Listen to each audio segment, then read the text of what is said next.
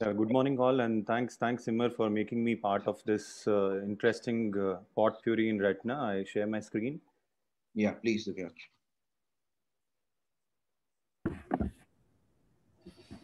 So, hope I'm audible and my slides are visible. So, the first case Yes. for today, yeah, thank you. Yeah. So, the first case for today is a curious case of macular hemorrhage, which we had seen some time back. So, this was a case. I think the first slide, yeah. So this is the case, as we can see, is an 80-year-old man who presented with us with complaints of right eye sudden decrease in vision. And on examination, as we can see, there is a subialum hemorrhage or a dense subhyaloid hemorrhage in the right eye. And this is the left eye. So left eye is already having a scarred CNVM in that eye. So when we had tried to do an OCT in that area, what we can see is there are two lesions which are suspicious. One is this area because the other eye had CNVM, so we thought yes, the subhyaloid or the subialum hemorrhage may be probably because of CNVM. And there is a area of a PED over here where there is some subretinal fluid or probably an hemorrhage, and as we can see over here, tenting up of retina and a clear sign for an subilum bleed. Again, the PED is little larger and some kind of a shrem along with over there. So not sure whether this is one of the reasons. And in other scans, we can see that there are certain areas where the hemorrhage was below the retina also. So the subretinal part was also there, as we can see over here. And it was more in the superior part.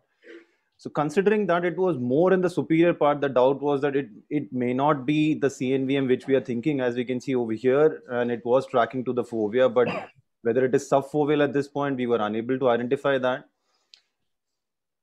So we had a discussion that whether this is a subhyaloid or a subilum. So some differential points which we thought about was one, the mobility. Usually subhyaloid is little mobile and subilum is immobile because it's below the hilum. And OCT shows a tight membrane and elevations of the retina, which is very typical of an hyaloid. And in an hilum, and in subhyaloid, usually it's just the reflective membrane.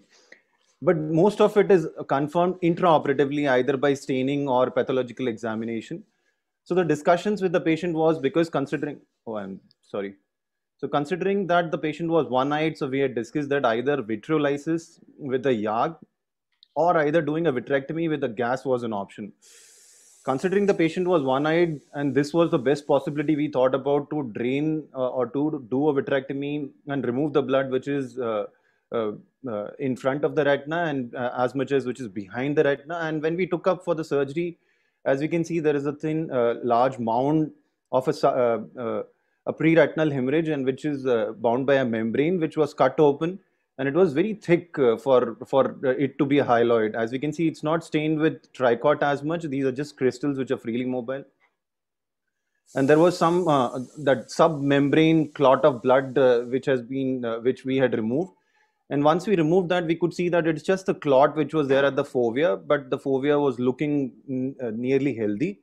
And we, as we were discussing that, we had stained it with BBG, and we can see it was the ILM actually which we had cut through and then went on to that submembrane kind of a bleed, so which was a suspicious sub-ILM bleed. And in the superior part, we can see that there is some kind of a aneurysm which has probably ruptured, and from superior it has tracked down. And by the so this is the pre and post operative 1 week. As we can see, we had put an SF6 gas which had decreased to more than 50%, and so we could take an image. As we can see, there is a very minimal blood in the superior quadrant, a very minimal at the subfoveal level.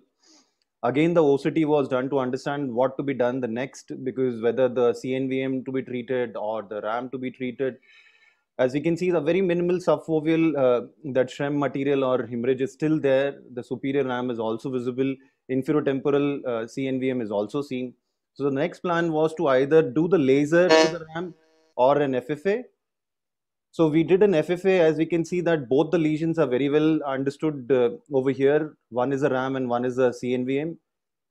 For that, we had done an anti-VEGF and then did a focal laser to the RAM and the CNVM. So this would be my last slide, that the presenting or the learning points in this was one, the multiple rare hemorrhages can be because of RAM, CNVM, trauma, blood dyscrasias, or Terson syndrome. Thank you.